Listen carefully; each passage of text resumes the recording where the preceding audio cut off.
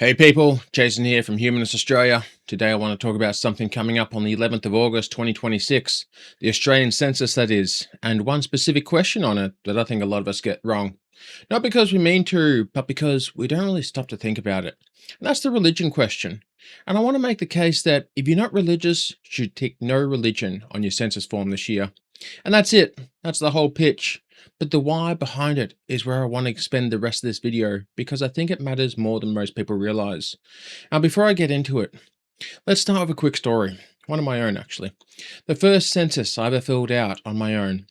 First place I'd lived without my parents. It was me, my brother, and my girlfriend at the time. We sat down with the form, excited to be adults going through all the questions. Then we got to the religion question, had a good old chuckle because, well, we knew a lot of people put down Jedi for the lols, but also because we genuinely had no idea of what we were. And I couldn't remember going to church except for weddings or funerals or sightseeing. And the only time I recall actually praying for real, it didn't work out. So I was pretty agnostic too. But I knew somewhere in the back of my head that I'd been baptized as a baby. So what was I? The religion of the baptism? Nothing? Whatever my parents put down? I genuinely didn't know. Now, it was so long ago, I can't remember exactly how it played out, but I've got a sticky note in my head saying that I rang mum and the conversation went something like this on the phone. Mum, what religion am I? Now, mum's not much of a religious lady. She's more of a spiritual universal type. And she said, well, son, you can be whatever you want to be, but you were baptized in the Church of England. And I went, okay, cool. Wrote down Anglican, sent it in, and didn't think anything about it until years later when I started actually examining what I believed. I didn't intend to mess with the data. I just didn't understand the question. I thought it was asking about heritage, a background, family, the box my family ticked, but it wasn't. It was asking what I believe. And I didn't believe any of that, and I didn't practice it either. These things do have an impact and get used in ways that go way beyond what most of us think. And so that's what I want to unpack today, because I reckon there are a lot of people out there about to make the same call I did, and the consequences of that call, multiplied by a couple of million people, actually matter. Now, let's start with the question. What is the question actually asking? The census reads simply, what is the person's religion? It gives you a list: Catholic, Anglican, Uniting Church, Buddhism, Islam, and so on, plus no religion and other. Please specify. And here's the bit a lot of people miss. This is the only optional question on the entire census. You're allowed to skip it, but if you answer it, what it's asking you is what you currently believe, not what you were raised as, not what your parents are, not what your grandmother would say if she was filling it out for you, what you believe right now, today. And this is where it gets fuzzy for a lot of Australians because we have this cultural quirk where people will say, I'm a Catholic, but I don't really practice. Or I'm Anglican, but I haven't really been to church in over 20 years. Or I'm a Christmas and Easter Christian. Those statements aren't really about belief, they're about identity, heritage, the family you came from, the school you went to. Those things are real and they do matter. But they're not what the census is asking about. The census is asking, do you, the person filling this out, hold religious beliefs? Or do you practice a religion? Is religion a part of your actual life? If the honest answer is no, and for a lot of people, including past me, the honest answer is no, then no religion is the right answer. Not because you're rejecting your family, not because you're making a political statement, because that's the truthful answer to the question being asked. So why does this matter? Why am I making a video about a single tick box on a form we fill out once every 5 years? Well, because the data gets used. It shapes funding, policy, public conversation, school chaplaincies, hospital chaplaincies, tax exemptions, government grants, and the way politicians talk about Australia. When the data overcounts religious affiliation, the decisions that flow from it are skewed too. A quick concrete example: in 1971, the census added a no religion option for the first time. Before that, you had to write it in yourself. That year, about 7% of Australians selected it. By 2021, that number was 38.9%. It became the single largest response category, more Australians ticked no religion, then ticked any specific religion, including Catholicism, which had been the biggest for decades. It was a massive shift, and researchers have looked at this and said the actual shift in belief probably happened earlier and more gradually, and the census numbers were just catching up. And one of the reasons was people kept on ticking the box for the religion of their upbringing rather than what they believed. Which means, and this is the bit I want you to sit with, for decades, Australian policy was being shaped by data that overstated religious affiliation, the assumption that most Australians are Christian, being thrown around in political debates, all built on inflated numbers. Past me for sure, possibly past you too. People who didn't mean to skew anything, but did simply by not stopping to think about what was actually being asked. So here's why ticking no religion matters. So here's why ticking no religion actually matters. Priority 1, accuracy. Just plain accuracy. The census is a statistical instrument. Its purpose is a true snapshot of who we are, who Australians are. When you fill it out, you're contributing one data point to a national picture, and that picture is only useful if it's true.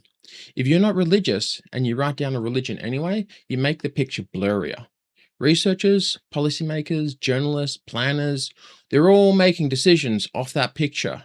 So reason 1, before any of the political stuff, is just tell the truth.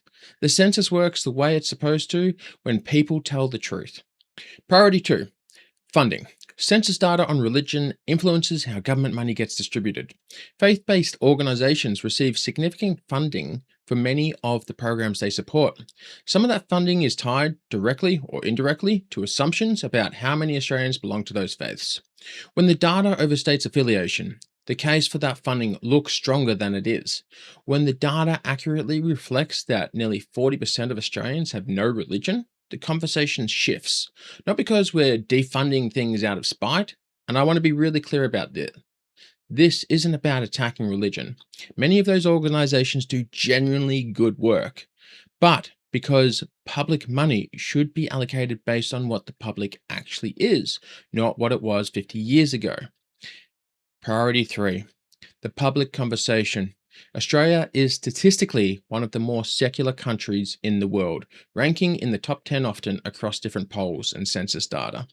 But you wouldn't always know it from the way our politicians talk, or the way certain media outlets frame debates, or especially the way Christian values gets invoked as if it's synonymous with Australian values. When the data accurately reflects that a huge proportion of Australians aren't religious, it makes it harder for anyone, left or right, or insert religion here, to claim they speak for most Australians, on religious grounds, that is. It forces a more honest national conversation. Now, I want to do something a bit more uncomfortable, which is still man the other side, because dismissing the people who disagree with you is one of the worst habits in any conversation about belief. The strongest version of the argument for ticking a religious box, even if you don't practice, goes like this. Well, in my opinion, anyway. Religion isn't just belief, it's culture. It's community. It's the songs you sang as a kid. It's the holidays your family celebrated.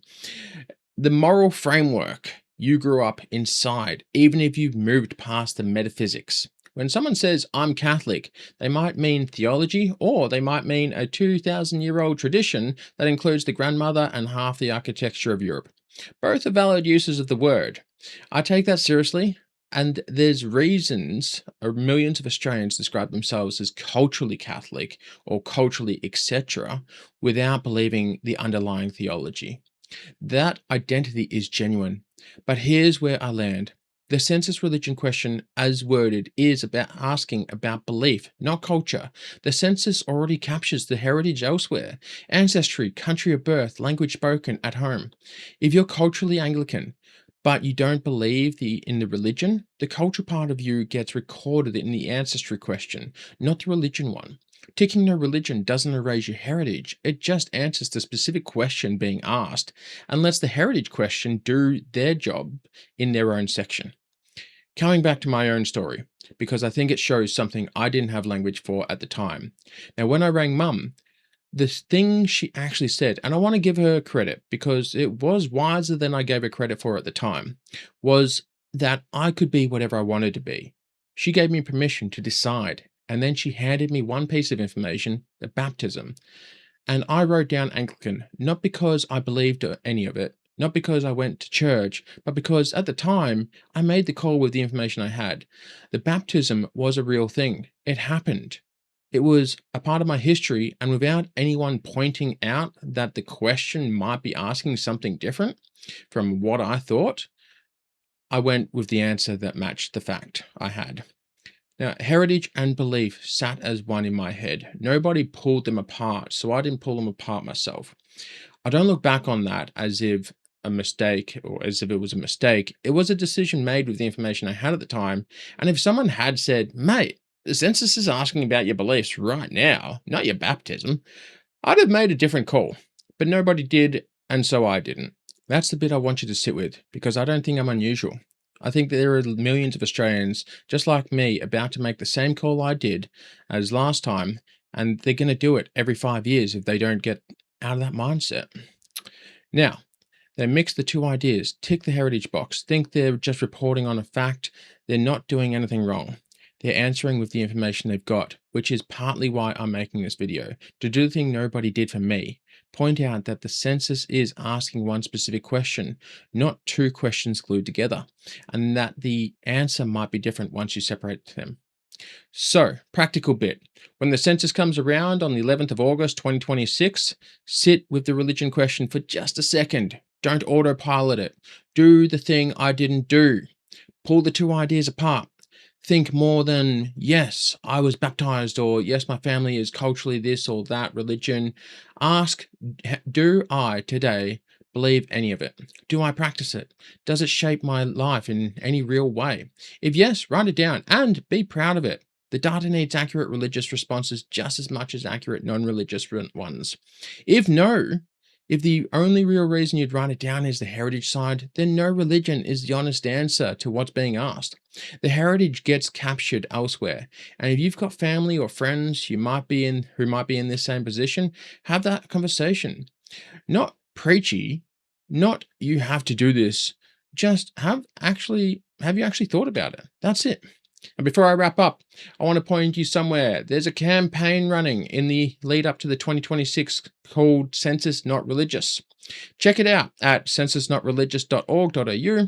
I'll drop the link in the description. It's run by the Rationalist Society of Australia, National Secular Lobby, Humanist Victoria, the Secular Association of New South Wales, Australian Skeptics, Recovering from Religion Australia, and of course, who I live stream for, Humanist Australia. So fair warning, I'm not coming at this as a neutral observer. There's a bit of bias going on for sure, but hopefully the points hold up on their own. The reason I'm pointing you there is they deserve, they've done the hard work on this. They've got the data and they've undercount. Recent surveys suggest the religion question is underrepresenting non-religious Australians by as much as 11 percentage points, which is huge when you scale it. They've also got resources for situations I haven't covered. For example, if you live in a household where you don't feel safe, marking no religion on a shared form, the ABS lets you fill out your own private form separately, and the campaign walks you through how. And that matters. For some people, this question isn't a box-ticking exercise. It's a generally hard thing to answer honestly under their roof. They deserve a way to represent their honest data as much as anyone.